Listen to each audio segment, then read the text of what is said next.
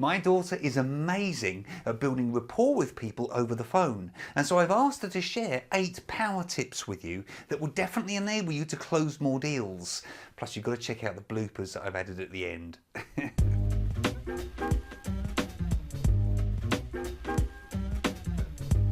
So today I'm here to share with you 8 quick tips that I feel will really help you when building rapport over the phone. The first of these is to have a plan. It's really important going into a phone call to have a clear objective so you know what you're getting out of it. Now, I would suggest writing down a sentence or two summarising your objective so that the phone call can't go too far off track. Next, ask them how they are and really mean it. This one sounds a bit ridiculous, but it's so important that you can get on the same page with the person you're speaking with as soon as possible, and asking how they are and showing a genuine interest will make all the difference. Next, write down key points. Now, this is probably my favourite and the most useful of all of these tips. You have to have a pen and paper ready when going into a conversation with someone over the phone. For example, they may mention something that to them might feel completely insignificant at the beginning of the conversation, but if you've made a note of that and bring that up later on, the rapport that you two will have will be so much better.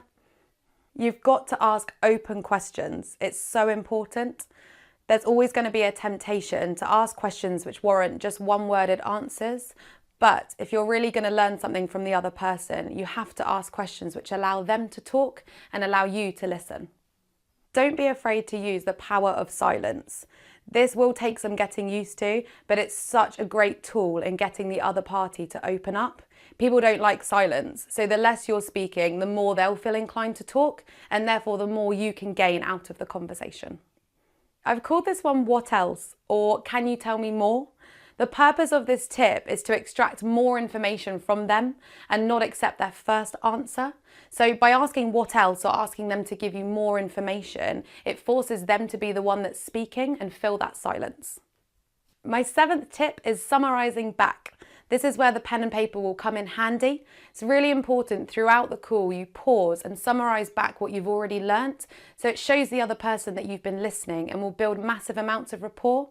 It will also help you make sure that you've caught everything and not missed any information. My last tip is to help you find an organic flow to your conversation. So many people go into these phone calls with preconceived notions about where that's going to end up, but that can really damage the rapport that you've got with the other person. It's important to slow down, really take your time and allow the conversation to take its own course, because it may end up somewhere even better than you'd originally expected. Just for a giggle. Yeah. How do I start it? You must ask. You've got to. Okay. Yeah. I get. Yeah. There's all... I mean, I can't even Okay. Every time I go to talk, it's like, huh. The first I'm of... just saying. Next. Oh, I made a weird noise from my mouth. I've got a Sula. What? Sula. What does that mean? Sweaty upper lip alert. Right. I can't smile and talk. I know. It's brilliant. You're doing so brilliant. Okay. Yeah. Sorry. Go for it. You can look away if you want to, actually. You don't have to look directly at the camera like this down a gun sight. Well, we're going to have to redo all of these because I look... Oh, I can't use any of this. Okay, go. Okay.